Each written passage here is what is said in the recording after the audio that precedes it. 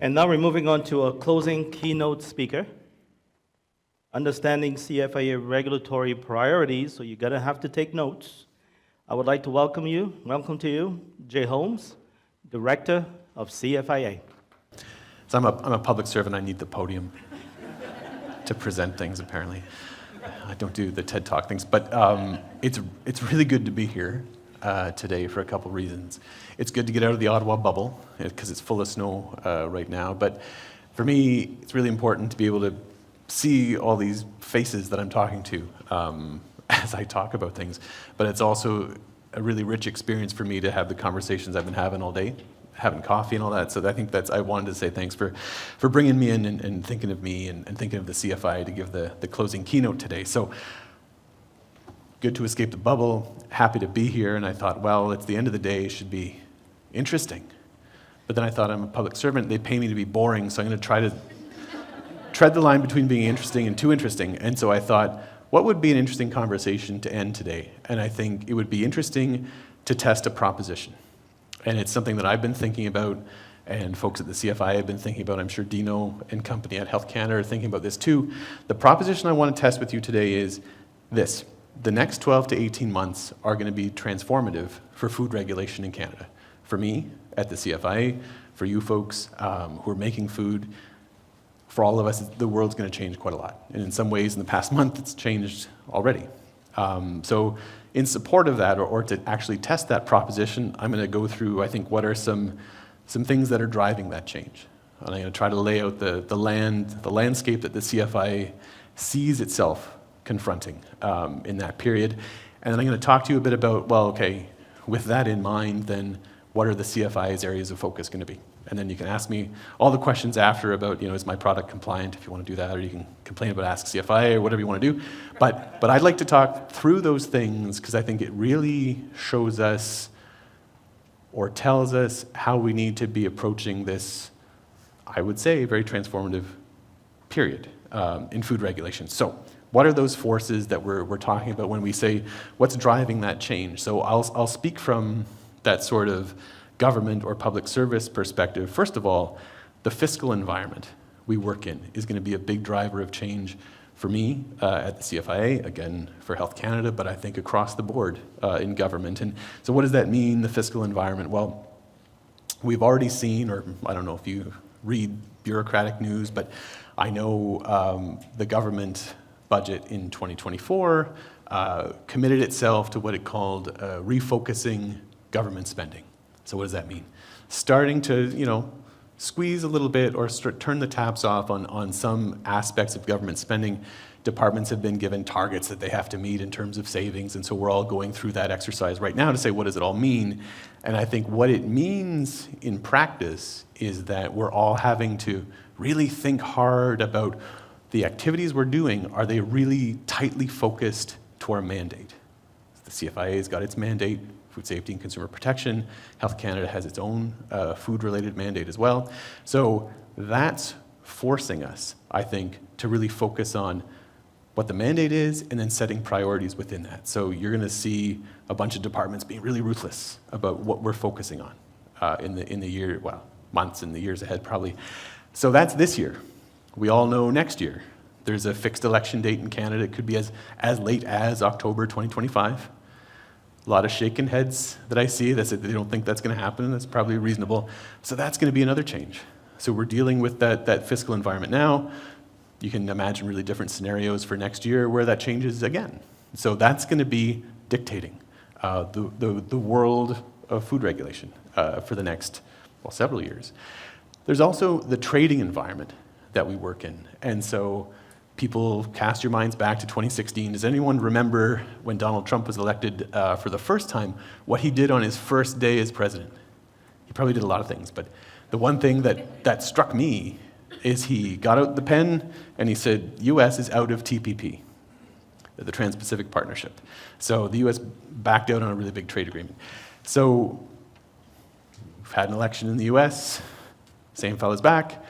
We're going to be dealing with that trading environment again. It's going to take us back to that sort of different way of thinking that we experienced in that 2016 to 2020 period.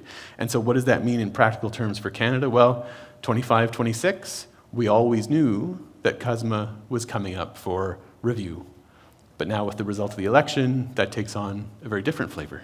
And so we're going to have to be thinking about food regulation with that in mind as well. So there's that trade agreement, but if and when that changes, well, how does that affect the other trade agreements that Canada's party to?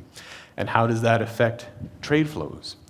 And how does that maybe highlight the importance or the risk of non-tariff barriers that the CFIA may have to be involved in commenting on or dealing with? And how does that highlight the importance of multilateral institutions like Codex Alimentarius? Does that take on a more important role in the future? So these are all things that are in our minds when we think about, well, how is the trading environment going to shape food regulation into the future? Then finally, there's what I call the state of maturity of our regulations and our tools that we have at the CFIA. So 2019, we brought in the Safe Food for Canadians regulations. It's been 5 years.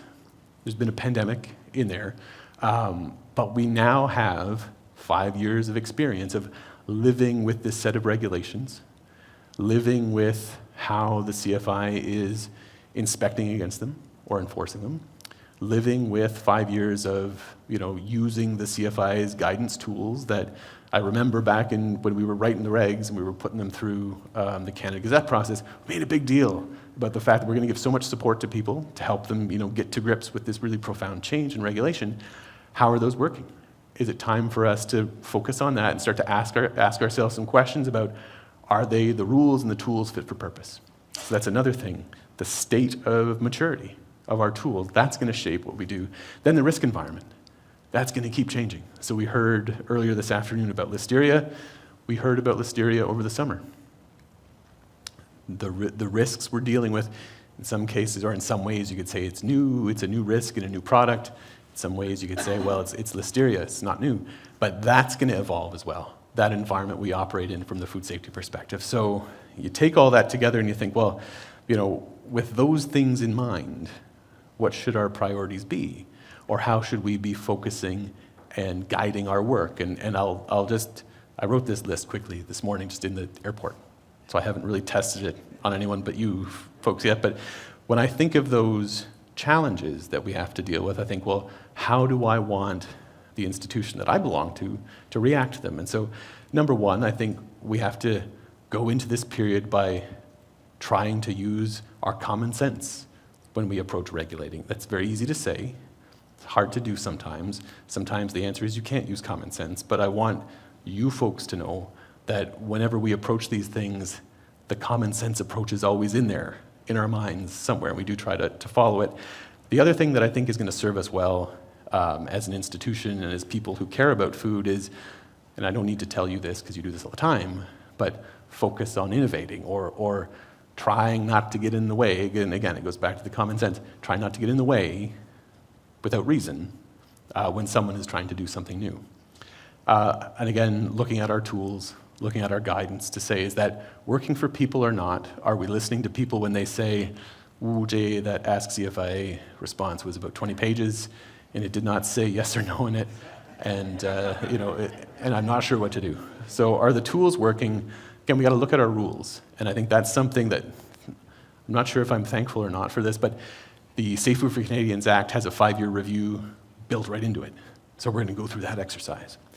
We would have done it anyway, but this adds some pressure of time when it's built into the Act. And again, if we make a priority of being really ruthless about our priorities, I think that's going to set us up well for the future too. So that's kind of like, what do I think about the landscape we're working in, and well, what does that mean in practical terms then for the CFIA? So what are those things that we're going to focus on with these things in mind as we navigate this world? And I'll run through my list of kind of what's in the short term and what's kind of planned for the medium term, and we can talk a bit about those pieces. But in the short term, you're going to see us finish off those regulatory priorities we've been working on. So I hope very, very soon that everybody sees the Food and Drug Regulations Part B, published in Canada Gazette Part 2. So for me at the CFIA, that's got the compositional standards in it. That will put them into an IBR document, which is something I'm very excited about because it takes us into that whole realm of helping people innovate. And it takes us into the realm of being able to apply the common sense test to a lot of things that maybe have been there for decades. The other thing you'll see us do in the short term is continue to work with Health Canada and yourselves to put front-of-pack regulations on the road and the supplemented food regulations on the road for January 1st, 2026, because that's another date that's out there with us. So we'll be focusing on those regulation pieces. The other part, or the other bits of work that you're going to see continue in the short term, are the work that we're doing to deal with some sort of, I guess, I call them emerging issues, but this is a terrible name because the consultation we're doing on the plant-based egg labeling, those products have emerged. They're out there. Been out there for years. So I don't know if it fits the definition of an emerging issue, but that's something that we're going to get over the finish line, hopefully early next year, to give people that little bit of clarity for one set of those plant-based products when they're labeling them. So we're creating that level playing field where people can innovate, whether you're someone who's new, making some product that's brand new, or you're someone who is dealing with those more traditional proteins. Everyone feels like they know how to stay on the safe side of the line. The other thing that we're doing, and again, this takes us back into the realm of, I would argue, what is innovative, is you may or may not have seen the consultation we ran over the summer to set fresh fruit and vegetable grades on a different path, or set them up potentially in a different way that allows them to evolve a bit more easily over time. Because again, you're dealing with decades-old requirements that are in an IBR document, which is great, but how do we manage them? And who manages them is, I guess, the fundamental question we asked. So there's some thinking happening there that once we come to ground on what we do for fresh fruit and veg, we know there are a whole pile of other food grades out there. Again, many are probably decades old. Many probably came into being for reasons that may now be superseded by something like nutritional labeling or a list of ingredients. So we really want to tackle those really big pieces of, I would say, somewhat dated material to make them a little more responsive to change. Maybe some of them could be repealed, I don't know, but it's the next thing we want to tackle. And then that leads me to the next bit, which is the compositional standards themselves. So what you'll see from the CFIA, once we get those regulations published, you'll see at the same time the CFIA's strategy for modernizing compositional standards come out. And so that's going to lay out, I would say, in a lot of detail, how the CFIA is going to tackle modernization. So it's going to explain how we're going to deal with requests to change compositional standards, and it's going to lay out what I think is what we'd like to have as like a rolling sort of a 2-year plan, to be really clear with everyone to say, right now the CFIA is focusing on these aspects of compositional standards. We're going to open the doors to take in proposals for change, and then it'll just become a rolling cycle. It's going to be on our website so everyone can see, and I can say, don't make me tap the list.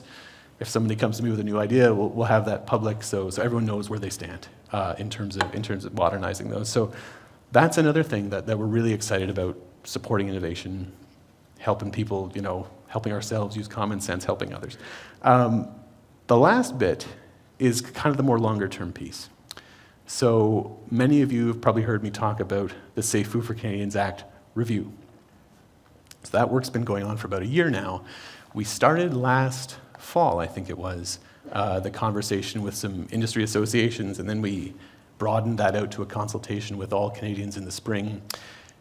And right now, the CFI is at the point of doing the grunt work of the review, but it was interesting to go over the comments that we heard from industry folks and from consumers. Nobody put their hand up and said, well, there's a big problem with the Act. The CFI doesn't have the powers it needs to make the regulations it needs to make sure there's safe food. So, because that was the two pieces of this review, were look at the powers in the Act and then look at the administration of that Act. That was where we saw the really interesting comments. People talked about consistency of inspections. We heard that already today. I can't leave Ottawa without hearing about consistency of inspections. We heard about guidance, and we heard about a lot of the other things I mentioned that are sort of on our minds for, addressing that question of whether or not the tools we have are fit for purpose. So there was a lot of rich information we took from that, and I think what that's going to lead us to, we'll publish our review, and that gets tabled in Parliament. In theory, it'll be next spring. I don't know what the parliamentary calendar looks like next spring. This could easily become transition advice, but the review will get done, And I think it's really pointed us towards some interesting areas for change. And then this last piece is I would say that more of probably the newest thinking that's happening at the CFIA in terms of what does food regulation look like. We're really starting the conversation internally about food program renewal. So that's not an official title the CFIA is working on, but this is just our working title for a list of things that we know we need to tackle within the CFIA, guidance being one. Eventually, we'll look at the Safe Food for Canadians regulations themselves. When we did the consultation for the SFCA, we said really specifically, don't tell us anything about the regs, this is about the Act, but we knew we would get a stack of comments like that about the SFCA, and we did, but they were really good. And so I want people to know those are still retained and in the hopper. I think it's probably in the years time frame that we'll get to the SFCR, but that's on our radar too. Like, that's an important component of food regulation in the future. So we're doing our bit right now to kind of figure out what our operating environment's going to be. We know we have some pieces that we will get done in the short term, but I want to leave you folks with this idea today that we have turned our attention to the future, and we're starting to think those big thoughts about what needs to change and tying it all together into some sort of notion of renewal for the CFI's food program, which is going to affect all of you. So which is why I'm very happy to be able to come to things like this, because I want to make the connection with everybody in this room so that we can all sort of do this together. Because it doesn't work if we do this in a silo. It works best when I come out and tell you, here's what we're thinking of doing, and then 6 people tell me how it's going to affect 6 very different business models, because not being in business, we don't know. So these conversations are going to be important in that time frame as well. So I guess that's sort of, to answer the question, where do I see food regulation going at the CFIA? That's a, 20-minute discourse where I think it's going. But I really fundamentally believe like it's possible that the world of food changes profoundly in the next 12 to 18 months. And I think it's important that we're having this conversation as we navigate that together. So with that, I think I'll draw a line on the sort of prepared bit of this, and happy to take your questions.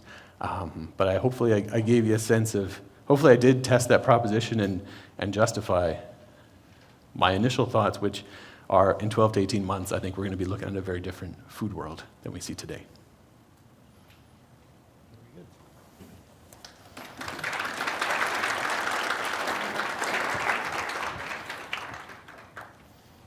Jay, thank you for the direction, the feedback on next steps, and to help us better prepare as industry. And I like the idea of collaboration. I think that's going to bring us into the future. Working together to think about the consumers, follow the regulations, work within the regulatory framework to better the industry. So thank you so much for those insights. I will open the floor up for questions. They're going to let you get away this easy? They're tired. Oh, we got 2, 3, yeah? I did. I texted Dino this morning. I said, Dino, what are you going to talk about? And he said, Division 24-25. He said, I'm going to tell them, save all your questions for Jay at the end. So I don't know if he actually said that, but fair play if he did. Hi, Jay. Thanks for the discourse. I think you've left a profound sense of uncertainty and unpredictability today. Given that a lot of it is beyond direct control, what is your ask then of industry to assist or partner in navigating the storm that is the next couple of years for the changes that you see in the food industry? In a few words, I would say talk to us.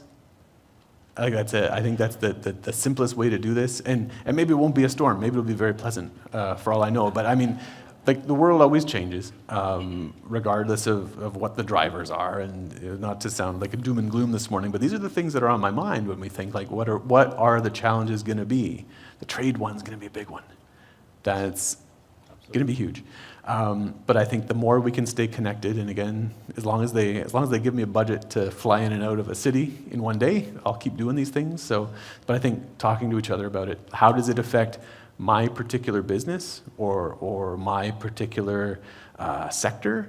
That's like gold dust to us when we're trying to decide what to do, whether it's regulations, whether it's guidance, things like that. So I know the associations are never shy about coming to talk to us and letting us know how it's going, but it's also good to hear from individual companies also. Got a question here? But I also think the roundtable discussions with industry and being open both ways, I think is really beneficial to everyone. Absolutely. Right. Thanks, Jay, for the wonderful insight. My question is about the attack on science, and regulation is backed by science. And the agenda is going forward is not a belief in the science. And from a regulatory perspective, I want to get your thoughts on how would that play out in the future regulatory landscape. Thank you. It's an interesting question. The answer is I hope it doesn't become part of my calculation, or I hope it doesn't become part of my life. And I think that's the luxury. It's weird to think about it as a luxury. It's a luxury we have had in Canada, in the US, elsewhere, that everything we do, to the greatest extent possible, is guided and bounded by science. And it's my hope that that doesn't change. I think it would take in my context, in my life, it would take a much more profound change than I expect to see to change that. So that's not wasn't in my list of worries. I don't know, maybe it should be, but that's one thing that I haven't seen. But I do take that point, and I did mention earlier Codex Alimentarius. So I just came back from 2 weeks in Codex land in Geneva, where you kind of step out into a different bubble, not the Ottawa bubble, but the Codex one, and you really see there how those conversations can take on sort of a more, what I would argue is maybe not as science-based decisions as I would like or as I would make in Canada. And I think that's going to be a focus for us in the years ahead, to make sure that Codex stays on the scientific straight and narrow. And I think over these past 2 weeks, we did make a lot of progress keeping Codex really focused on its statutory purpose, which is food safety and consumer protection. But that'll be a constant fight probably in the years ahead.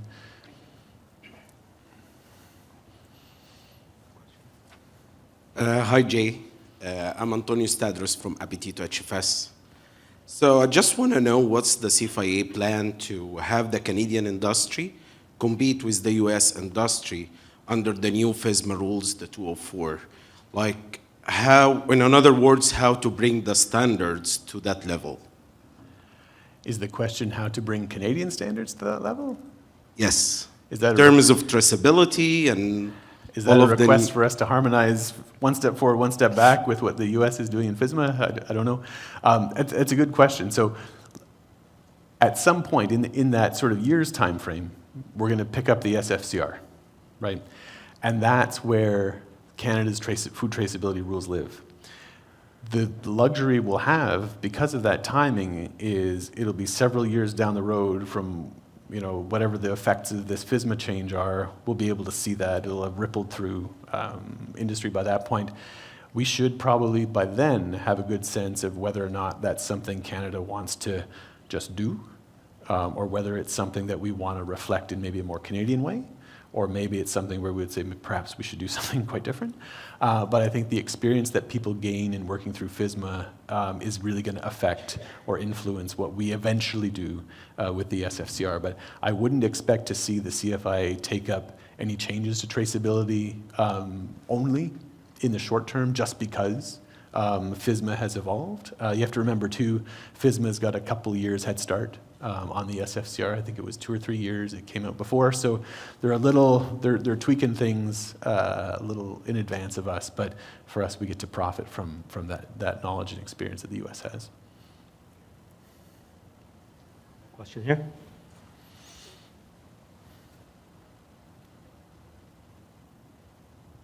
Hi, Jay. It's Erica. My question is on, with all these novel foods, so sky's the limit, there's all these innovation, lab-grown milk, plant-based eggs, it's crazy. What are some of the guiding principles for CFIA when we're assessing these wild ideas that are so new and we've never seen it before previously? I don't know how much to edit the answer that comes into mind when I say That this. is a tough one. I was just say it, I guess, but like when I And I'm going to imagine, are you talking about the labeling aspects of these things, or? I'm talking about like the lines of thinking and what are the, the key values, the guiding principles. How are we looking and evaluating these ideas? And you don't have to give me the specific claims, like that's not what I'm asking. It's like the values, the ideas of thinking. I think a lot about this, and it was interesting to sit through the gray zone panel we had up here, because I thought, oh, I live in the gray zone. It's all when it comes to the labeling stuff. And this is one where that is a legitimately emerging issue, the cell-based products, right? And we've seen a couple. We've seen a couple products approved in Canada, but it's not like a muscle that I grew in a lab. It's a little more niche, I would say, a little smaller scale.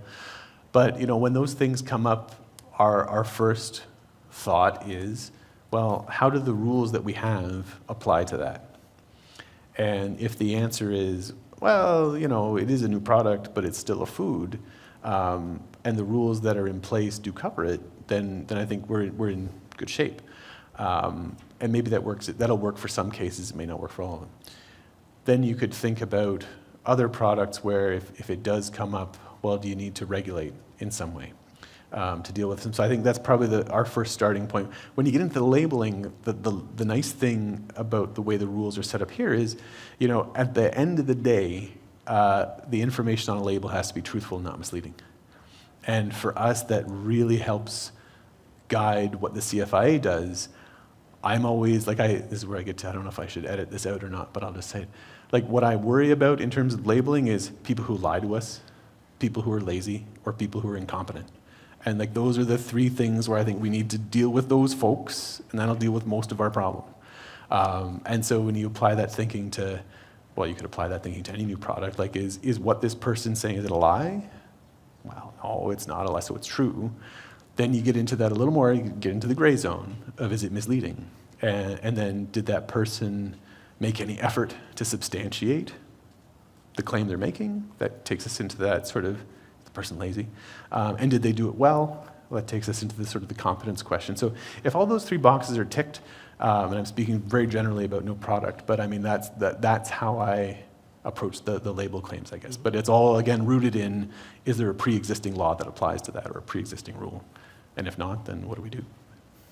Ooh, well said. That was A lot of coffee well this said. afternoon. Yes.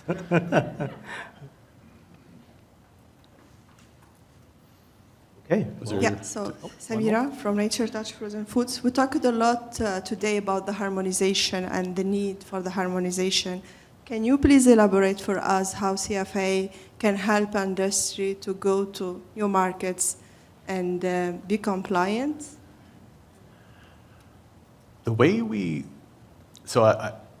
I'll start with this. So the CFIA doesn't have a mandate in food export. There isn't part of the CFIA Act or the SFCA or the SFCR that says the CFIA helps people sell food abroad directly. Indirectly, we know that if we have strong food safety, if we have strong consumer protection rules, that helps people sell abroad because it builds that Canadian brand and it helps people profit from that. So when I think about that question, or when I think about that premise, that's where my mind goes. If we're making sure our rules are fit for purpose and that people can follow them successfully, I think that helps. But then the question of harmonization is a valid one too. And I want to leave people with this comfort, I guess, that whenever we look at our rules, whether it's guidance or whether it's an actual reg change, there's a huge amount of thought that goes into, okay, well, what does every other trading partner do to make sure that where we can, we align? Because we do, again, that common sense test applies from the start. It makes more sense to have one set of rules. You can't always get there. I mean, you can look at Canada having bilingual labeling as probably the prime example. We'll never harmonize fully with some countries because we have these things, but it's always on our minds. And we try to attain that where we can. Sometimes, we hear from industry, we don't want the same. We want to stay a little different for various reasons. So we have to factor that in too, but it's always there. One question here and there. Quick one here. Oh, yes. Hi, Herbert Nemtano from Abbott. Just, you were talking earlier about the upcoming publication of the compositional requirements. And so FDR Part B is going to go first on draft before another year going into final. So you were saying that CFIA will publish its enforcement policy, and also you were talking on a horizon of 12 to 18 months for the food program renewal. That, anyway, I wanted to ask you a bit more information about this, what the program comprises, besides the Safe Food for Canadians regulations, and at what point you think publishing the enforcement policy? I'll deal with the Part B bit first. So when the regulations are published, and it's slated for fall of 2024, and by my watch, it's still fall, and I have high hopes that everyone sees something soon for that. What you'll see published around the same, if not on the same day, around the same time, is the CFIs. It's not an enforcement strategy, it's our strategy to modernize the compositional standards into the future. So it's going to be the roadmap that the CFIA lays out to say, here's our plan. Now that we've moved these standards into an incorporated by reference document, here's our plan to update them. So it's less about enforcement, but more about how we're going to change them into the future. The next bit about, what I'm calling, like, there is no program renewal policy or anything. Like, this is the working title, I guess, for a lot of thinking that's happening at the agency. It's happening right now. It's going to roll out probably over the next couple of years, and it's still, I would say, at that very early stages. But it's, us asking questions and looking at, do we have the right rules? Do we have the right tools? Are the tools working? It's really those fundamental questions that I think we always try to ask, but I think we're trying to ask them in a packaged and structured way in the years ahead. So there will be a lot of conversation about that. If you see us go out and consult on some new guidance, you'll know that that's part of the renewal piece. Yeah. One question here. Down in the front. To the front. Oh, is there anyone?